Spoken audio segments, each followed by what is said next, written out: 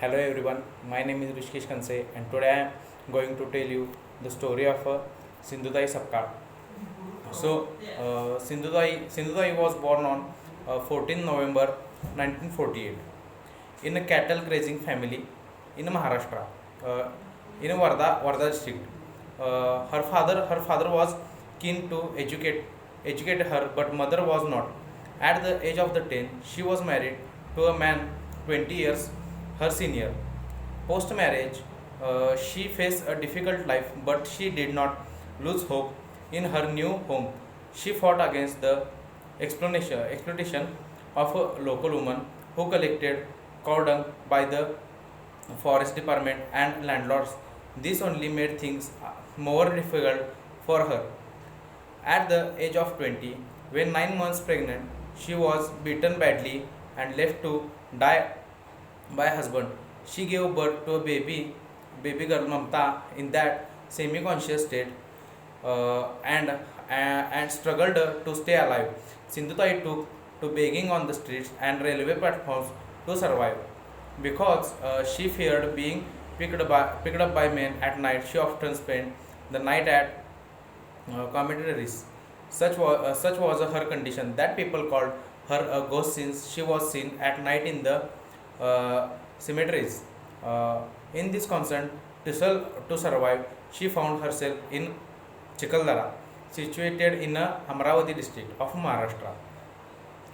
Due to tiger preservation project, 84 tribal villages are evacuated. Amidst the confusion, a project officer impounded 132 cows of Adivasi village and one of her cows she died.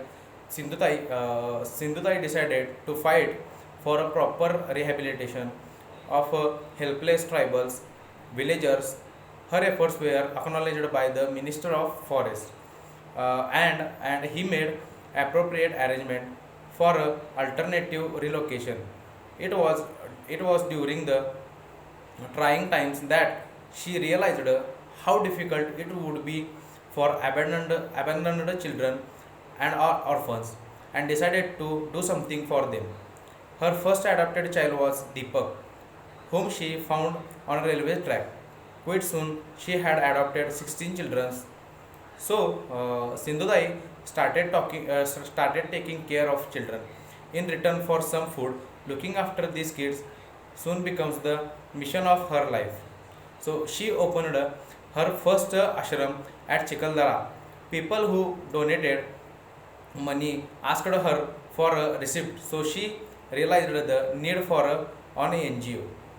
So she formed and registered her first NGO, Savitri Bai Phule Girls Hostel, under the foundation Vanvasi Gopal Krishna Shikshan Evam Krida Prashikshan Mandal in Chikaldara in Amravati today. Her children runs four NGOs and Deepak, her first adopted son, who refused to leave her on growing up, has named the second one Mamta Bal Bhavan after her daughter Mamta. Sindhutai has also formed a cow shelter, Gopika Gai Rakshan Kendra, to save old cows that are being sent to the slaughterhouses. So she brings them to shelter and cares for them. This way, Sindhutai becomes the Sindhutai or my or mothers of adopted children uh, are now highly qualified. For example, doctors and lawyers. Some adopted children have started orphanage of their own.